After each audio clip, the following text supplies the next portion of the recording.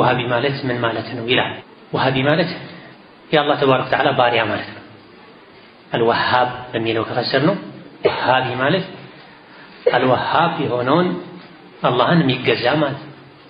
ችግር ባለባቸው ሰዎች ስያሜ መሰረት ወሃቢ ማለት ሙሐመድ ብን አብዱል ወሃብን የሚከተል ማለት ነው። ይሄ ነብዝ ነው የሚባል ሙሽሪኮችና አቡ ጀህል ነቢይን የተከተሉ ሰዎችን ሳቢ ይሏቸው ነው። አሁን ሱናን የሚከተሉ ተውሂድን የሚከተሉ ሽርክን፣ ኹራፋትን፣ ተሰውፍን እምቢ የሚሉ ሰዎችን ወሃቢ ይሏቸው። ወሃቢ ማለት ሙሐመድ ብን አብዱል ወሃብን የሚከተል ማለት።